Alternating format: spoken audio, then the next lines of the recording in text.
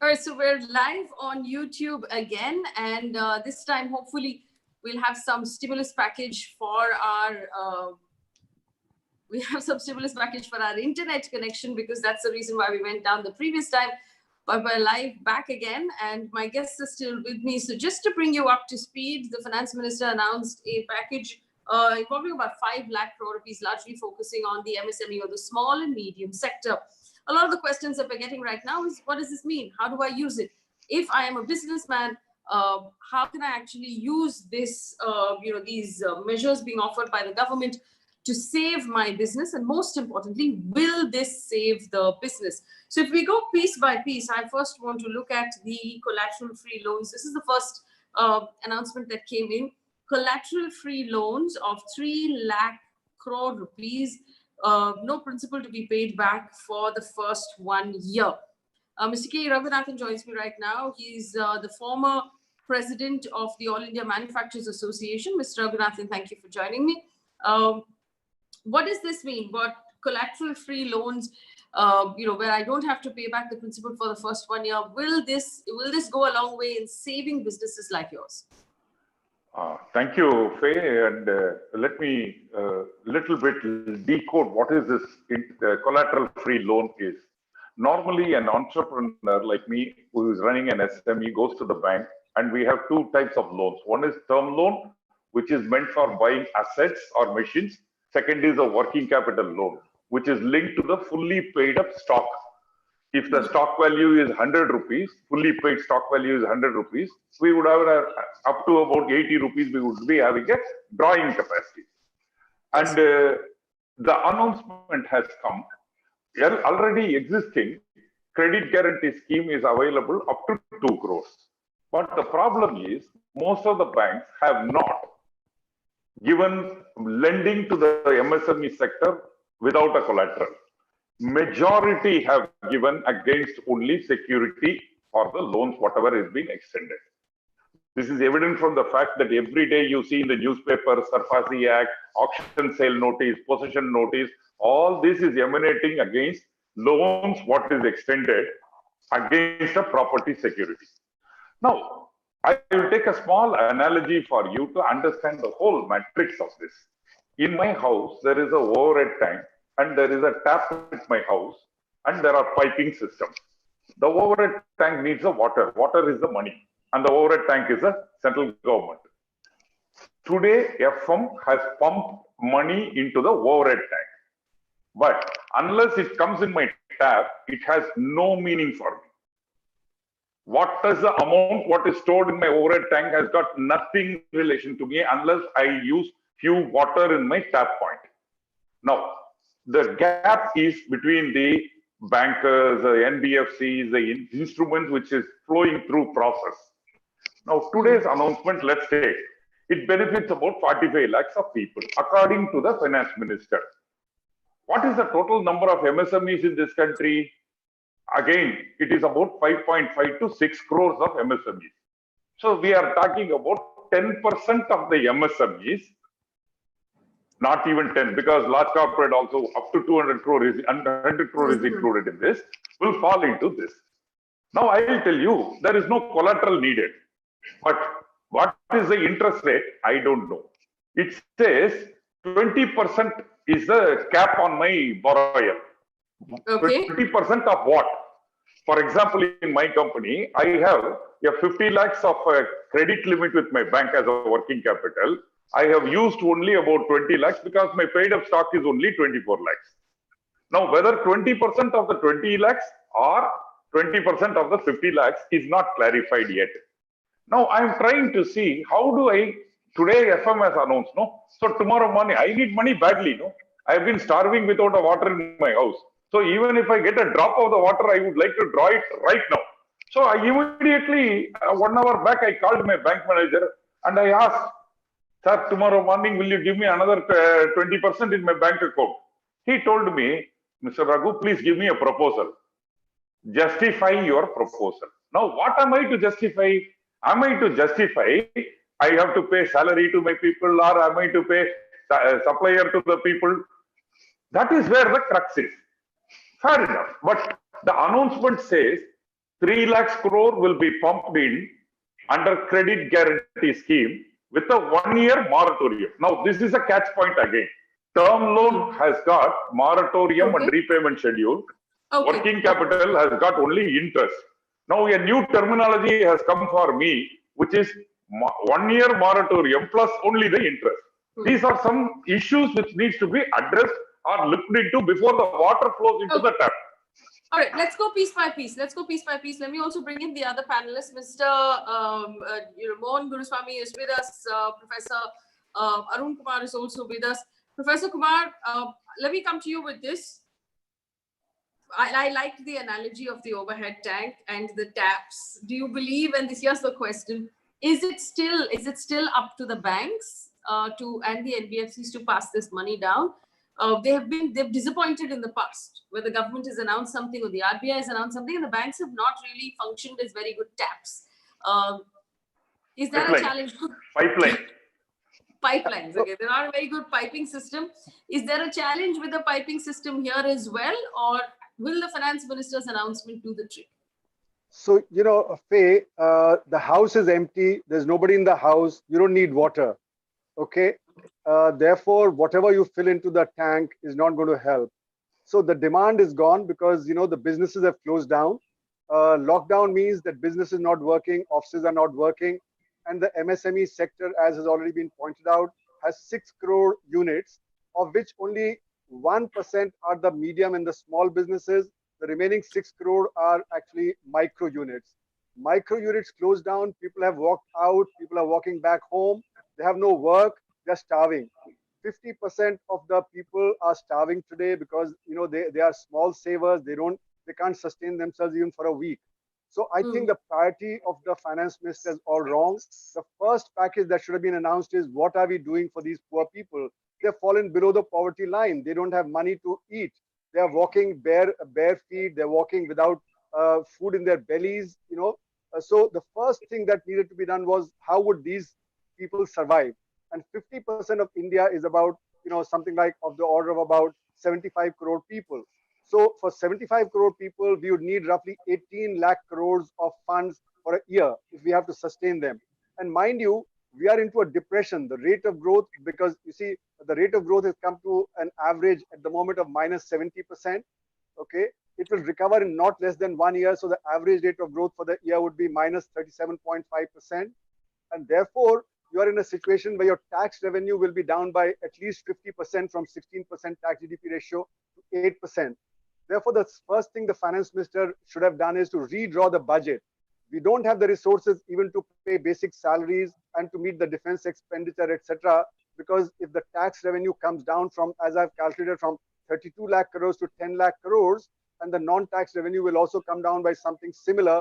So the first priority of the finance minister should have been, what will be my priorities to meet immediate needs? And in that, I think it's the health need, it's the survival need that comes first. So we need a survival package.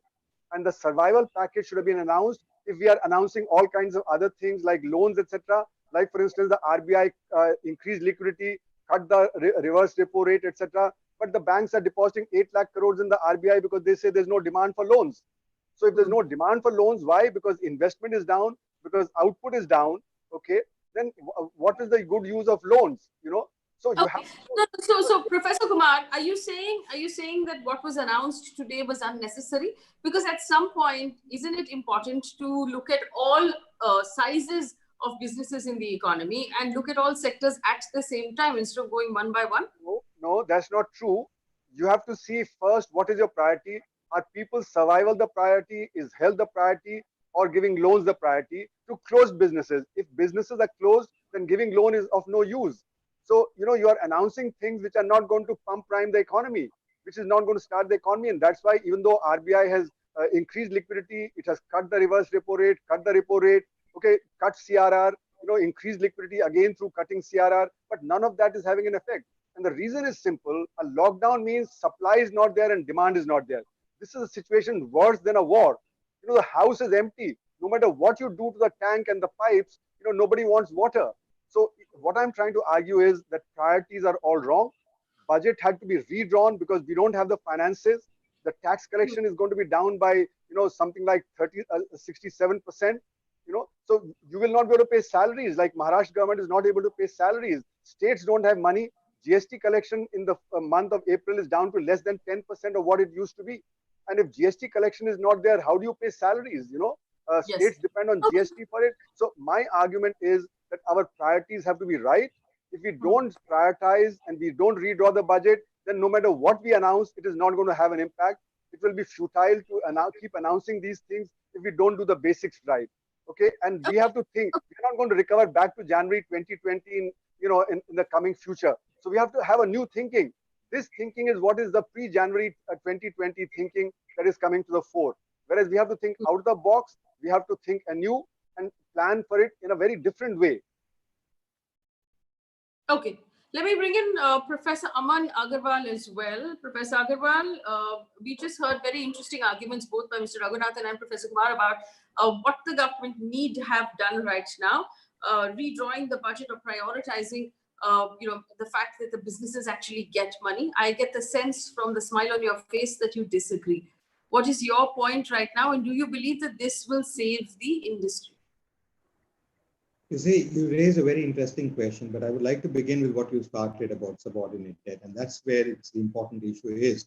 And the important issue is that they could have given it a regular debt, and that would mean that everything remains in the hands of the manager, and they'll have to term the palms of the managers to get the loans. As I had a colleague talking about the way banks give loans and the kind of difficulties with it. And that's why the subordinate debt has been raised to ease that liquidity. Now, let us understand that even when a plumber fixes the water tank, you don't get water immediately as he moves his steiner from the tank, and you don't get him water in seconds. So there is that time which is always there. And you don't expect your bank manager to respond to what the FM has said today morning till he gets a regulation comes in from the RBI, because he's supposed to be governed by the RBI and not the Ministry of Finance directly. He has to abide by it, but it is the RBI which has to send him the notification, and it could not be sent before the FM speaks about something. So let us be clear on those facts. Secondly, please understand, the government has given 10% of GDP. The US government with such a large stake has given 13% of GDP. And this government, in the previous show on the 5th, when we were talking, I said, please wait, there is a plan which is expected. And let me tell you, most governments have come out randomly giving out these structures. This government has brought in administrative measures as well as the others together, where they've given relaxation in a number of days, which most governments have not given. Most governments have not talked about relaxation of dates, tax briefs, and so on and so forth. I've been listening to most of these governments which have been giving out. Now, that is something which is called structured planning and structure. And I think it's important. What Arun is saying is right. I think we need to, and that's what I said at that point on 5th, that what needs to be attended to is what government is trying to attend to. But then it needs to lay out what is expected to happen in the next 3-4 weeks for the government to have a plan to go forward. And I think from their perspective, it is structured, very well laid out. Yes, implementation partly is difficult, but when it comes to DBT, it can be immediately implemented because they already have. When it comes to other factors, it is easy for them to implement it. But yes, when it's a question of food distribution, it will take some time. So let us give them something. We don't expect magic to happen overnight and, to be shown results in just half a day when the finance minister is announced. So let us please take on stride. It will come in place. All right, Ms. Mohan Guruswamy, so this is what we have. For our viewers who have just tuned in or who are tuning in, the finance minister has said that if you're running a small, medium business, you can get a collateral-free loan without giving any sort of, land or your property as collateral, and take 4 years to pay that back. They've also said that if you are defaulting on a loan that you already have, up to 20% of the total money that you have borrowed, the government will adjust it, Mr. Guruswamy. How would that work? It will work in the sense that, you're not going to put your property or your house or your wife's jewelry as collateral. And to that extent, it will work. But, money will be lent for the work in process and for raw materials against stock. So that collateral is automatically there. And if you buy this term loans, you buy against plants and machinery. So that collateral is there. To say that there is no collateral is wrong. To say that, beyond this, there may not be collateral required. That is something else that the big companies don't do anyway. They will all take personal guarantees anyway. Now, as far as actual money is concerned, they are talking of 2 lakh crores to 2 lakh MSMEs will get 20,000 crores. This is additional money coming in to the system here. So 2 lakh units and 20,000 crores. How much is each one going to get? Now, you see, the scale of things in this country is very different, huge. And if Arun said is right, if demand is gone, and your immediate problem is that you got 120 million people without wages, who are wageless. You know, I said on the Hindi channel, "Bevatan ho gaya or bevetan ho gaya." So you, without them, how are you going to put money back into their pockets to revive demand? Primary demand is gone, and you have no scheme for infrastructure, no scheme for new projects. Now this is not infusion of cash as the Professor Agarwal says. This is juggling around the existing money. When you talk about Trump's plan or Japan's plan, that in the US they're doing $3 trillion of additional money coming into the system. In Japan, it's 20% of GDP. In Britain, it's 5.6% of GDP. So this is new money coming in. There's no new money coming in here. It's as if you need to build a new room in the house, and you say, I'm going to get a new house and keep shuffling furniture.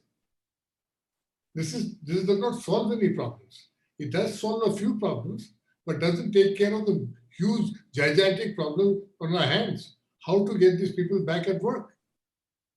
And going to be huge labor shortages. Already in Telangana, people are paying, our contractors are paying 1,000, 1,200 rupees a day to get these laborers back. The other day, 220 workers came back from Bihar to work in rice mills, and the minister went to receive them at the station. So you see, there are serious issues out here. And you're going to infuse cash now. You can't say that, please, sir, please starve for 20 more days, and then we'll come with a plan for you. That's not going to happen. So effectively, gentlemen, what you're saying is that the government's focus needs to be on reviving demand, because if there is no demand, then there's no point in gentlemen like Mr. E. Raghunathan having taken a collateral-free loan for his factory, because who is he making anything for if everyone has lost their jobs and there's no demand? Effectively, is that the correct? Have I understood what you're saying, that the focus needs to be on demand? Let me take this back. Yes, let me take this back to K.E. Raghunathan. Do you agree, Mr. Raghunathan, that the priorities have to be different? Because you've personally been saying the MSME sector deserves the government's attention. Today, it has got the government's attention. No, but true, no. See, 50 days we have not functioned at all. Then there has to be, if you admit somebody in an ICU, what you need to give is first aid, no? Put an oxygen mask on me, no, to survive. And then you do whatever you want to do, no? So what is my concern today? Think about my concern today. My concern today as an entrepreneur is, one is my salaries have to be paid. On one side, I have a knife which says, if you don't pay the salary, I'll put you behind the bar. Other side, I am standing in Supreme Court, waiting for the hearing. Third side, I don't have money. Fourth side, if I have money, the bank is not giving me the money because my last digit is not tallying. Now, if I have the bank giving me the money, then the worker is not there because he has gone, not even in Chennai, nor in Bihar, he is somewhere, which I don't know where he is. All this confusion, chaos, everything lies. In the process, I have to do everything. EMI is coming. Whatever the little money I have, EMI comes and washes it off. Now, I don't know whom to chase. Everything is now only online.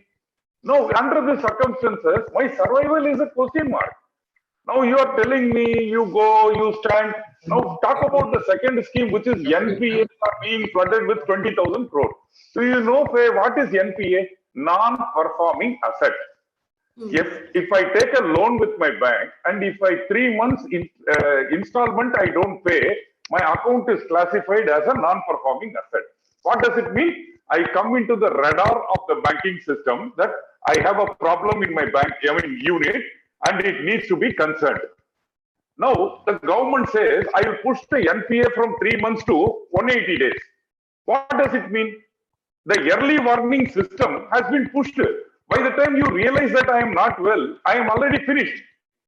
Is that the solution? That is not the solution. What the government should have done. But What the that's government the should have relief done. the government is offering, right, Mr. Raghunathan? No, that is not the relief. But no. First is make the NPA become normal account by restructuring his loan. Suppose if I had taken a loan with my thought process to repay it in 36 months, every month I have to pay 10,000. I am not able to pay because of some other reason. The bank should first discuss with me, make the 36 become 60 months, or make me pay 5,000 a month. That they should discuss with me and restructure me. Then only I become relieved. Otherwise, what will happen? Now you are giving me the 20,000 crore, whatever it is. I will take that money and pay the 10,000 rupees. If whether I pay or not, the first bank will take that balance amount and then only give me this, because they will do this. So it is like taking the money from this packet, or it is like putting in another pump from my water pipeline and taking it back to the overhead tank. Okay, So I think the plumbing Mr. analogy Aman, we might have taken a little far today, but I also want to point out that Mr. Okay, I also want to point out to our viewers that obviously I'm new to YouTube and I'm trying to figure this out, but we have something called a super chat, and Rajan Marcus has just given my team and I 1,000 rupees to ask a question, and he has said that this is a highly informative and honest debate, and he's really enjoying this conversation. So that 1,000 rupees will go further for us independent journalists. Thank you. don't tell me it will come. So this is a stimulus package for me that has come from our You viewers. get one of these SME loans also? Yes, we'll send cuts to the guests as well. Any riding conditions? Faye, any riding condition? But, well, there's no plumbing analogy here as far as the money is concerned. At least it comes directly to the journalist. So this is a good way to actually keep us in business. But Professor Aman Agarwal, I want to take back to you all of the things that the other panelists have said. The fact that Professor Kumar points out that the priorities are wrong, that we need to focus on bringing back demand. We need to focus on looking after the workers. We need to focus on reviving what might be a completely failing economy in recession, and then look at restructuring the loans. So what is your rebuttal? And I know you have one. What is your rebuttal to that? Do you believe that the priorities are mixed up here? You see, Faye, very importantly, what needs to understand one thing, that, you know, as I told you, the analogy of the parent and the child, there will always be expectations from the children and there will always be demands from the parents. That will never go off, whatever way they may do. Let me... No, okay, okay, Professor Agarwal, I'm going to, as a citizen of this country, I'm going to interrupt you. I personally have a massive problem with this parent-child analogy, because the government of India is not my parent. My parents are living in Bangalore. They are ordinary citizens. The government of India is my government. They are an elected body that I have voted for and put in office. They're supported by IIF and IIF officers. They have to be held accountable by me day in and day out. In fact, the government is not a parent. The government is a servant. They are government servants. They are meant to provide service. They are not meant to mother me or father me or pretend like they know better than me. Let's make that very, very clear. There is no situation in a democracy where a government can assume that it knows what is good for the citizen. The government is to do its job and do it in an open public forum where we understand who is advising this government, we understand where the money is coming from, where the money is going, and there's clear accountability. So now that I have said my part, and you know, I have more of a problem with the parent-child analogy than I do with the plumbing analogy, but go ahead. Specifically to do with priorities, do you believe the priorities are mixed up here? I think the priorities are very clear and straightforward. The very fact that partial lockdown was opened up, I have spoken to almost about 12 MSME industrialists, and they're already on the job to get their infrastructure up. They're trying to get their labor up. They're trying to get their machinery up. Okay, so to talk about the fact that things will just change overnight. Secondly, when it comes to lockdowns, there are periods during the year where people celebrate. In the US, every year, I remember when I was studying there 20 years back, on 17th or 18th of December, everything shuts down and then reopens around 8th or 9th. So there are, in China, almost for about a month and a half, they celebrate the Chinese year. And that's where they shut down as well. So there are shutdowns which take place in a normal course of life as well. We take breaks as well. So let us not start talking about the fact that they do not have... Come. Let me complete, sir. I think if every... The analogy is wrong. I think, in any case, the board of balance is not here in this panel in any case. But let me complete, because I'm already, when you start with, you always bias with the fact that I'm going to have another analogy, which is not the case, which is there. Okay, you may approve of the tank analogy, but you may not approve of the parent-child analogy. That's your choice to take. But here, the framework is very well set in. They are trying to do things one after the other. They are trying to bring results. It is not necessary that a medicine which is given in an ICU can give you results immediately, spontaneously. Things take time. Like a human body takes time, things take time to seep in. The government is trying to do its best of efforts. This is not a problem which only the Indian government is facing. Worldwide, it is happening. And my friend talked about Japan. That $2.3 trillion is for Japanese companies to move out of Japan, not for Japanese companies which are actually suffering losses within Japan. So please understand, this government has to provide that liquidity. And that was very widely reported about Japanese companies. They have created those funds for companies to move out of China and set up their plants elsewhere or in Japan. So this package which is being given here is for India. They put a cap of 200 crores. Any bidding which is to take this is only for Indian corporations as well. So there are a large number of steps which it is difficult to just point out. That's a very good point. Very good point. In fact, let me just bring that up and bring that forward. That the government has announced today, and I'll take it to Mr. Guruswamy. The government has announced today that any tender from the government for less than 200 crore rupees will not be open globally. It will only be open for Indian companies. Like Professor Aman Agarwal pointed out, that's a very strong move. Yes. That actually, I'm in agreement with it. I completely support that. This is one way to get production back into this country and stop Indian businessmen from being agents for foreign companies. The biggest, most successful businessmen in India are representatives of foreign companies. And even the smaller companies import and resell. So we got to incentivize production here. I have no problems with that. I have problems with this kind of false packaging. You're doing something and you call it something else. And to equate this lockdown with the Chinese lunar holiday, which is an annual holiday, a paid holiday, people buy their tickets, they're not forced out of their dormitories, they're not kicked out on the street, they're not beaten up by policemen, they go home, spend a month and come back. That's an annual tradition in China. Many countries have these breaks, but to compare a lockdown with that, I think is quite absurd. Lockdown is a forced event. Lockdown has come without any thinking, without any planning. You got densities in Dharavi of 7 lakh people per square mile. City of Bombay has 7,200 people per square mile. What social distancing are you going to practice? People are crowded in slums, packed in slums, and you didn't plan to do field kitchens, soup kitchens, emergency kitchens. There's no home guard on the street. There's no NCC on the street. There's no army on the street to provide succor and support. You just expect people with a few dandas to stay inside and you beat them up. That's no government. That's the worst form of dictatorship, autocracy. We've got, this class system is coming out completely. And there is no, for that matter, there's no trade unionists out there. Where is the Communist parties? They're not there for these landless laborers, for these migrant workers. Nobody is there talking for them. And the media also in this country took a few weeks to pick up the plight of the migrant labor. They were on highways from day 1, day 2. And so, you got to, like Arun says, you got to do something for them now, immediately. You can't say, I'll do something for you 50 days from now. They're going to die. And, as even Narayana Murthy was forced to say that more people are going to die of this than from COVID. You got to sort that problem out. And only when they start consuming, they come back into the production and consumption cycle, will you get demand up.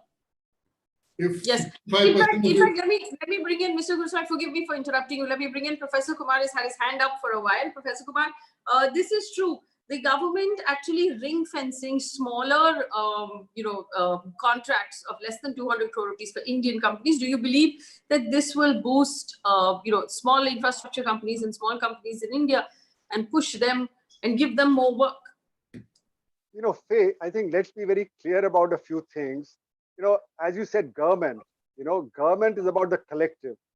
It has to, do what the collective wants in a democracy. But here the unorganized sector is completely unrepresented. Its interest just does not enter the policy making. So micro units, which are 6 crore units, their interest is not at all there in the MSME. The MSME policy is only for the small and the medium. What would happen to the micro sector? And that's the biggest employer. There's 1.7 employment per micro sector unit. So you're talking about some like 12 crore people who have already, without any income, without saving, they're dying. So how can you have a priority which is other than saving people?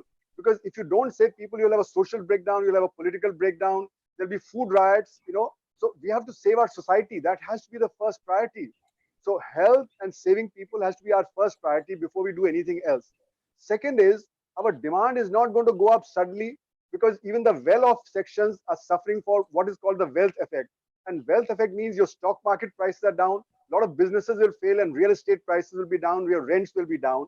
So real estate prices, so the wealth effect will mean the wealth of large number of people will go to half. The collateral that has been already given will be not adequate for even the loans that were there.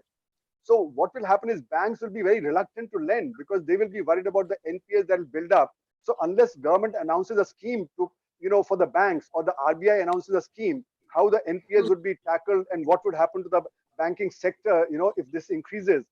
So in other words, the priorities have to be right. Otherwise, if you do whatever you like to do, because MSME sounds good, I'm not saying you shouldn't do for MSME, you should do for small and medium sector. There's no doubt about it. But where does in the priority should it come? Should it be the first thing to be announced? Should the, and the kind of changes that are being suggested are regulatory changes, legal changes that are being announced, but are these what are going to work in a situation when the output is not taking place, when the factories are not working, etc.? So you have to take the immediate into account and then think of the medium term and the long term. What they're announcing may be good for medium term and long term, land reform, labor reform, etc. Those are long term things. Those are not going to affect the immediate situation of starvation and hunger, of migration, of lack of demand, lack of jobs, So you need to focus there. That's why I'm saying the government's priority has to be right. We have to see what is the most important thing, do that first. And as I said, Yes. Where are the resources? If the resources are not there and you begin to spend resources here, then later on you'll not have resources for the survival package also. So therefore, Yes. there'll be a societal breakdown. Okay, so I just want to point out, I just want to take some questions as well and move on to the other points. Shruti Srinivasan says, please talk about what happens if the MSMEs don't get finance from the NBFC sector, and also they aren't able to pay even 5% of EPF. How are they supposed to pay 10% of EPF? So just to point out, two announcements that were made. One today said 30,000 crore rupees liquidity for the NBFC sector. The government will provide this by buying up debt paper. And also for the EPFO, for some companies, the government will pay both contributions of employer and employee for 3 months. Also, for some small companies, the contribution on PF has gone down from 12% of basic to 10% of basic. Now, I want to understand from the panel, and just raise your hand and let me know if you want to answer this question. What sort of a difference will this make? How will this work, and will it help? Well, it will relieve pressure on immediate payments because it doesn't excuse them from making those payments. It only defers the payments off for 3 months. You're going to end up paying for it. As the CEA said, there are no free lunches. No, sir. No, You sir. don't pay today, you're going to pay tomorrow. And this TDS business 25% exemption is not an exemption. You've got to pay taxes anyway. The tax deducted as source reduces. So there's some infusion of liquidity. I think the other good thing is the government has promised to clear all bills in 45 days. I think MSMEs, everybody is welcome, contractors, because government is the biggest holder of people's debt. It doesn't pay money. And if this is guaranteed in 45 days, it's a major benefit. But Yes. this is not no infusion of new cash there. It's only an administrative reform, which should have been done years ago. Right. I can see E. Raghunathan with his hand up. You don't agree, Mr. Raghunathan, that this will actually help small? I need to keep audience informed as well as you informed that I represent the EPFO in their board of trustees. And I represent the employers as a board of trustees. Now, as far as the announcement is concerned, there are two components in it. One component is for those who are coming under less than 100 workers, out of which 90% of the workers are below 15,000 salary, the government pays the PF contribution of both. Till now, it was April, May, June was paid by the government. Now they have extended by 3 more months. That is one good thing. Then there is a second. Those who are not qualified for this, they were not getting any benefit out of it. So the finance minister has today announced that for those who are not qualifying under the scheme can pay instead of 12%, 10%, which in my opinion is not right.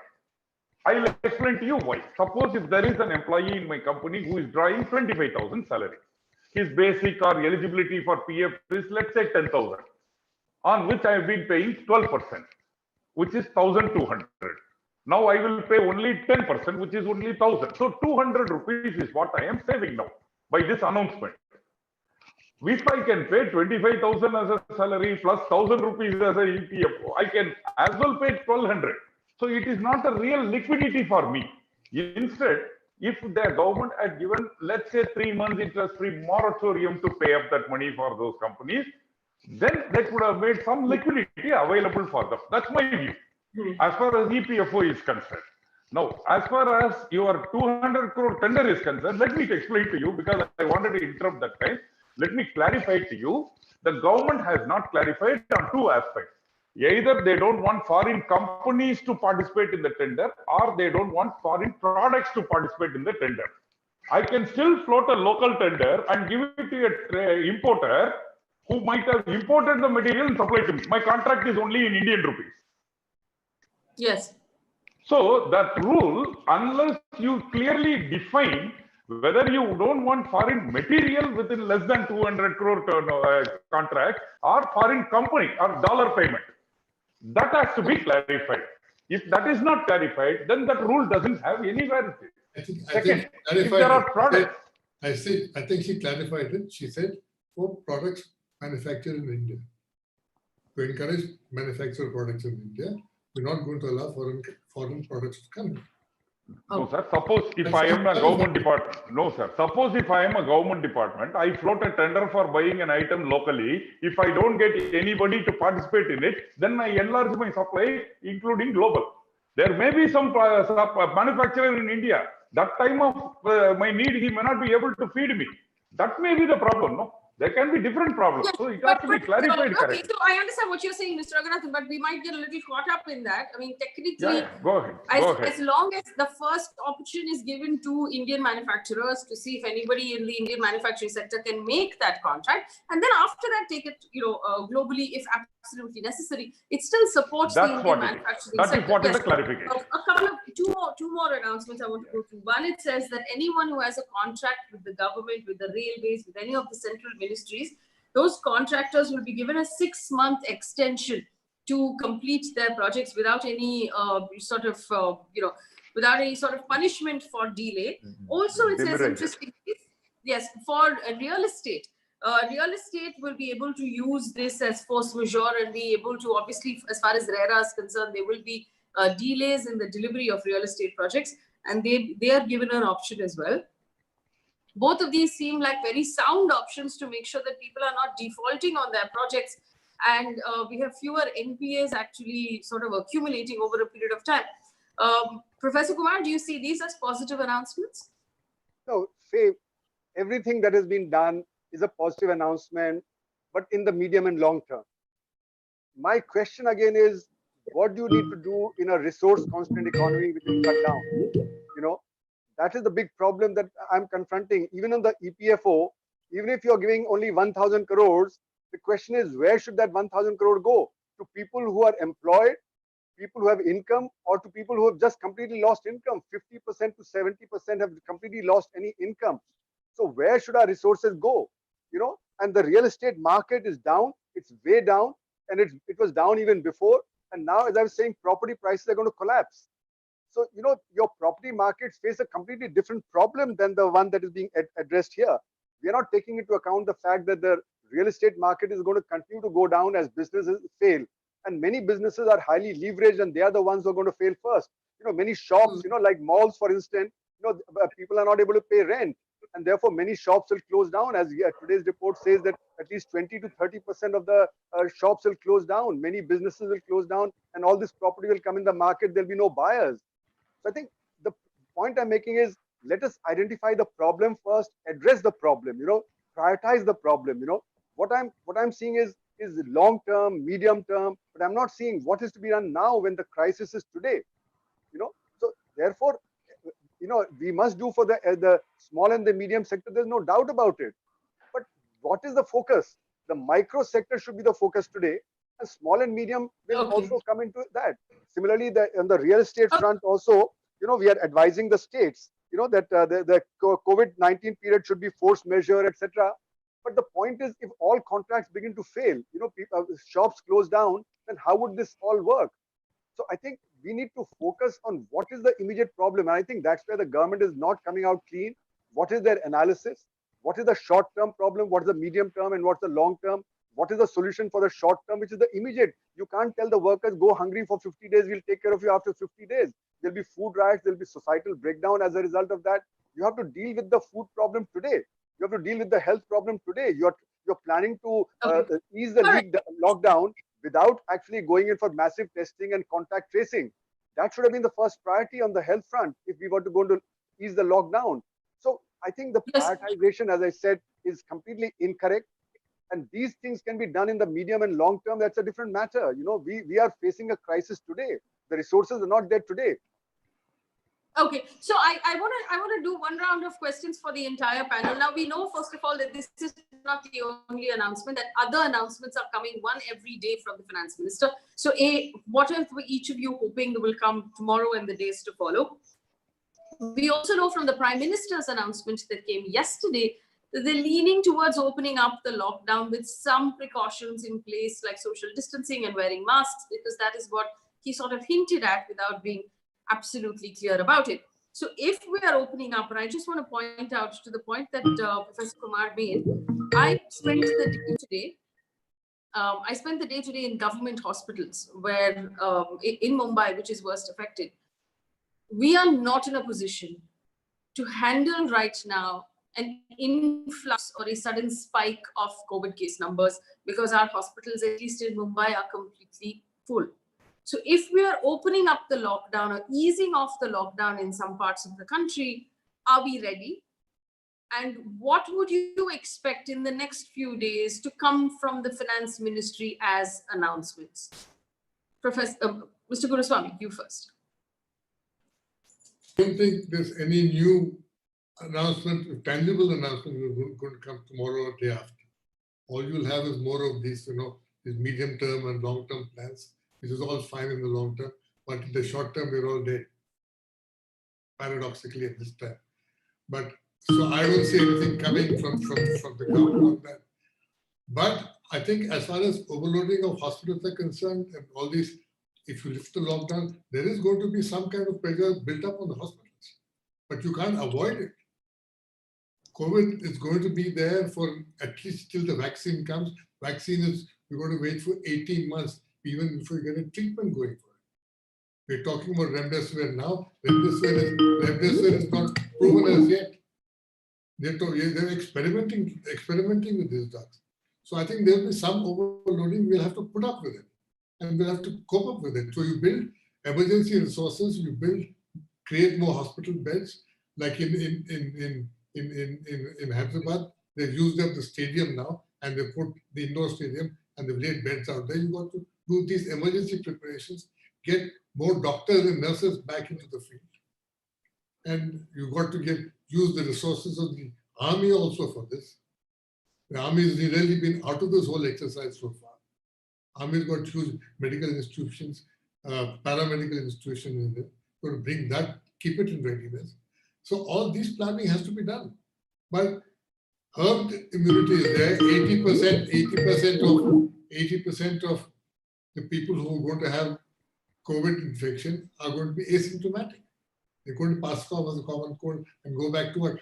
The silver lining for India is the above 65 cohort, which is the most vulnerable cohort, is a very small, only 6% of the population. Unlike countries like Japan and Italy, which has 23, 24%. So therefore, the morbidity has been very high there. Yes. So I don't think we're going to fear this morbidity too much. It's only people like me who are expendable at this moment. Yes. So, so let me just bring in the rest of the guests who's talking about who's expendable at this moment. I also want to ask Professor Agarwal, what are you expecting from the government? Ideally, in an ideal situation, what would you want to hear tomorrow from the finance minister? No, I think, as I was saying earlier, the finance minister has raised concerns in terms of the. They're not sure that the health situation will be okay. Yeah, I was saying yes, go ahead. A lot more. Has already raised concerns about the fact that at the lower echelons in the banking and the financial industry, people are being troubled and they're not being transferred the things. So there's a question of transferring the benefits which the government has announced. And I think that will be the call which the government has to take in this 3 weeks to 4 to actually transfer the benefits of what they've announced. On the 5th, we were talking about what Agarwal has been talking about in terms of prioritizing and taking care of the healthcare and other things. Please understand, we are a large country, as large as total US and Europe taken together, and it is not easy to go about. And you rightly mentioned about the kind of facilities we have. That's why the government has taken these steps to extend the lockdowns. Whereas people from the industry, even last time, were cribbing about the fact that how do we start, how do we earn, how can we pay? And now that's where the question is that we need to prioritize things, and that's what I've been saying from the very beginning. They have prioritized, they have outlined, and I think it's only a question of implementation, and I'm fairly confident of the fact that they would. They know the problems, they're trying to address the problems, and administrative problems are the problems which they're trying to do with. Right.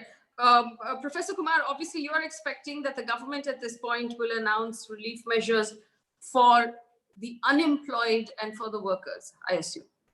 So, the first priority, I completely agree with Mohan that we need to ramp up the medical system. So I'll not go into that. The first priority has to be that, about 200 million people who have lost work and their families together would be about 800 to 900 million people. They are starving. So, about 18 lakh crores would be required in 1 year to support them at half the World Bank's extreme poverty line figure. So something of that order is needed, immediately. And then, we need to give work to people, those who migrated to rural areas. The rural employment guarantee scheme needs to be ramped up very dramatically. In Rajasthan, after the 14th of April, the first lockdown easing, the demand went up by a factor of 10. In Maharashtra, the demand went up by a factor of 2.5. So large number of people returning, they would require work there. Then in the urban areas also, because of lack of work, you require an employment guarantee scheme of some kind in urban areas also, so that you can begin to get incomes into the hand of people, and that will slowly ramp up demand over a period of time. And then your MSME, etc., would also start working. So I would expect, immediately the succor to the poor people who are starving, who don't have any incomes, and employment generation to begin with, the open areas, wherever there are open areas, like in rural areas, etc., work should begin over there. And we have to move very cautiously with the lockdown. Yes. Unless we have proper testing and contact tracing, I think it can be very dangerous. It needs to be taken with graded steps. All right. Last word to Mr. Agarwal, who has been championing the cause of the MSME with my team, at least for the last year or so. Mr. Agarwal, what would you expect from the finance minister tomorrow? No, I limit myself only to the needs of MSME. Okay, we have been expecting few things. First point is, we wanted the finance minister to allow us to do bill discounting for bill raised on any parties. Bill discounting facility is very important, because otherwise I may not get my money from my party when I supply the materials. Number one. Number two is this EMI. I want to have 3 more months of extension without interest. That is the next concern which we have. The third one is, we have been requesting for a construction of a migrant labor welfare board. This has become need of the hour now. They have become orphans. So I have already requested the Union Minister for Labor that we should consider establishing migrant labor welfare board at every industrial estate, export oriented zone. We should construct 2,000 bedded hostels for them. Then there is a fourth element, this MSME classification you did not touch today on this. I think you want to do a full day program on MSME reclassification. That's worth it also. Don't forget it. It is worth it because most of the IT companies will now fall under the MSME category. And most of even corporates will come under the micro category. So it's a big subject. Whether it is to be done when my house is on fire, is it to be included or not is a debatable point. Timing is the debatable, not there is a need for a change in classification. But timing is a question mark and the methodology is a question mark. From 25 lakhs investment in plant and machinery to 1 crore straight will become a micro is a very, very dangerous classification. That's a debatable. Do a one-day program on this. And then the fourth point which we wanted. Yes, we've run out of time, but today, but yes, we have to have a larger conversation. One, on the labor law changes that have happened and who's actually arguing for workers at this point if state governments are completely with one swipe removing all the labor laws and leaving workers perhaps vulnerable to exploitation. And secondly, this reclassification of MSMEs and what it really means on the ground. For my viewers who are tuned in, remember, we'll bring you explainers for the announcements that the finance minister is going to make piece by piece. The idea is for us to understand this because it's complicated and especially announcements like this are announcements that can help us run our businesses better, do a better job of paying people and saving saving their salaries and saving their jobs. To my panelists, thank you so much for joining me and helping me explain this. We'll do this every day. Remember, at 8 p.m. in the evening, we'll also look at other moves that the government is making during the lockdown. For example, actually clearing up all of the environment clearances for big factories and infrastructure projects in our forests. It's happening during the lockdown right now. We have to ask why. Why is that the priority right now to give environment and forest clearances and permissions? In fact, I have a story that I've just uploaded on YouTube about the Dibang Valley in Arunachal Pradesh, which is being given a clearance right now for a very large dam and a hydroelectric power project. It's a very in-depth story. Please take time out to watch that story and comment on it and share it if you like. Thank you so much for tuning in. Remember, we're here every evening. Thanks for watching and thank you for your support.